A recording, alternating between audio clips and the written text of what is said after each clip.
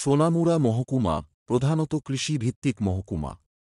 বৃহস্পতিবার দুপুরে বক্সনগর হরি মঙ্গল ছড়ার কুয়পর্তি স্থল হান্নারকুর থেকে বক্সনগর বাজার দশমী ঘাট পর্যন্ত এলাকা এবং বক্সনগর এলাকার কৃষকদের মানোন্নয়নের কথা চিন্তা করে ইরিগেশন পাম্প এবং সুইচ গেট করার পরিকল্পনা নিয়ে ওয়াটার রিসোর্স দপ্তরের আধিকারিকদের সাথে নিয়ে পরিদর্শন করেন বক্সনগর বিধানসভার বিধায়ক তফাজ্জল হোসেন।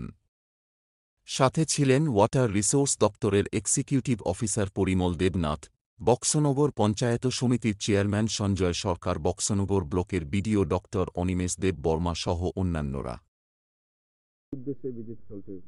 আজকে আমাদের বক্সনগরে আমাদের ভাগ্য ভালো, আমরা সিপাহীজলা ডিস্ট্রিক্টের ওয়াটার রিসোর্সের এক্সিকিউটিভ ইঞ্জিনিয়ার আমাদের বক্সনগরে এসছেন। এসে ওয়াটার রিসোর্সের ব্যাপারে এখানে যারা আমরা ইরিগেশন করছি আমাদের কৃষক, এখানে আমরা 3টা নদী আছে, বক্সনগর হরিমঙ্গল ছড়া এবং পাগলি নদী এবং মতিনগরে একটা, সেই ছড়াগুলো উনি ভিজিট করেছেন।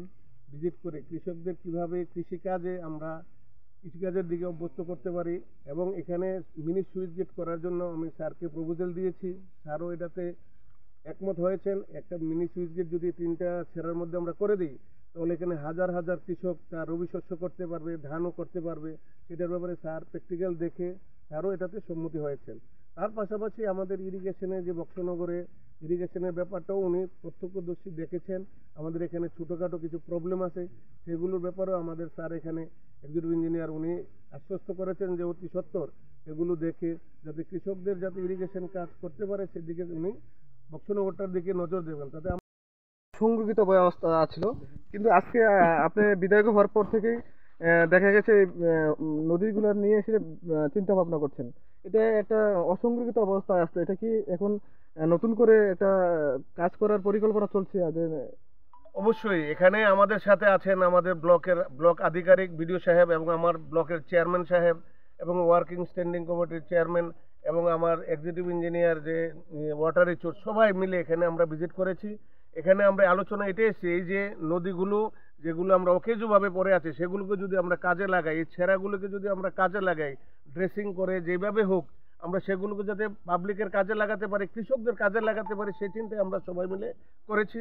আগামী দিনে আমাদের বিডিও সাহেব এবং এক্সিকিউটিভ ইঞ্জিনিয়ার সাহেব, আমাদের চেয়ারম্যান সাহেব এই আশ্বস্তই করেছেন এই ছেঁড়াগুলোর দিকে আমরা নজর দেব, এগুলোকে ড্রেসিং করে এবং কৃষকের ব্যবহারের উপযোগী করে তুলবো আমরা, সেটাই প্রত্যেকের চিন্তা ভাবনা। তো যার জন্য কিছু টেকনিক্যালি কিছু প্রবলেম আছে, সেই প্রবলেমগুলো আমাদের এক্সিকিউটিভ ইঞ্জিনিয়ার সাহেব এখানে আছেন এবং আমাদের চেয়ারম্যান এবং বিডিও সাহেব আছেন, সেগুলো আমরা সবাই মিলে সলভ করে আমাদের একটাই টার্গেট, এই 3টা সেরাকে আমরা কৃষকের ব্যবহার উপযোগী করে তুলব।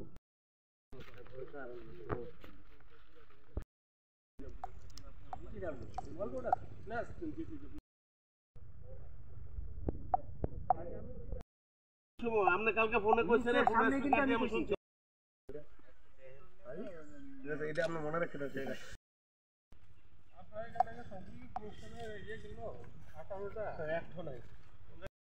বক্সনগর থেকে প্রভাত ঘোষের রিপোর্ট, সংবাদ ত্রিপুরা।